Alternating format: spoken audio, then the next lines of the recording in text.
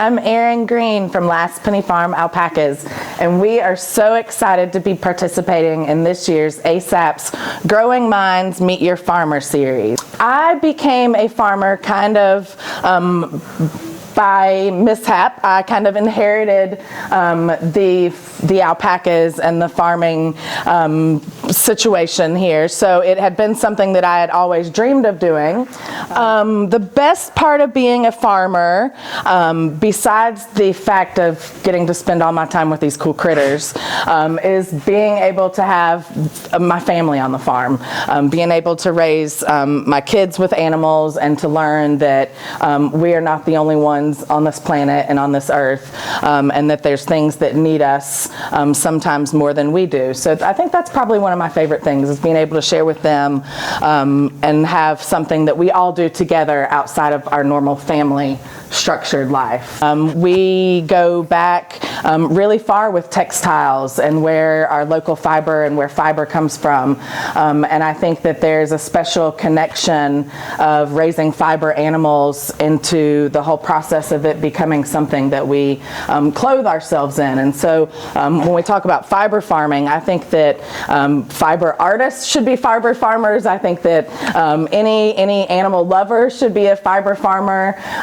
I'm a supporter of thinking that anybody can do this, and anybody could be a farmer if they're given the right tools and the right mentoring support to be there. Any textiles that you can think of that we would use in our daily lives can be made out of alpaca.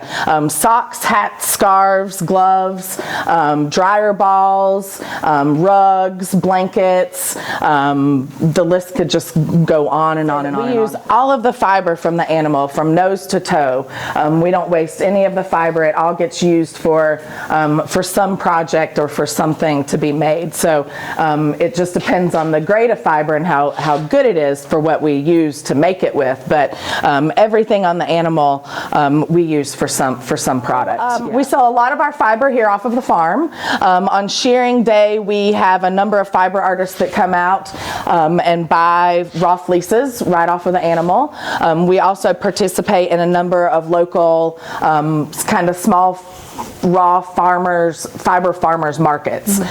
So there's one once a year that Local Cloth puts on that is kind of like a tailgate market for fiber farmers. We come out, we sell our raw fleeces, our yarns, our products that we've made throughout the year.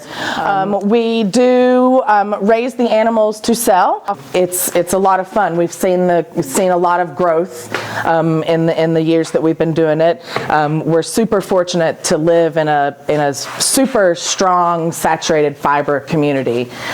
We have lots of fiber farmers that lean on each other, that support each other, and we're super fortunate to be able to have a community that's made of lots of us. So within a 100-mile radius of Asheville, there's over 500 fiber farms, artists, schools, businesses dedicated to connecting the farmer and the artist together to get what we both need accomplished and our needs met. So it's kind of neat to be in this kind of small community. I had sat around and watched my mom spin on a spinning wheel since I was, knee high, and wore hand knit items throughout my whole life that mom had made. So it was an easy transition for me.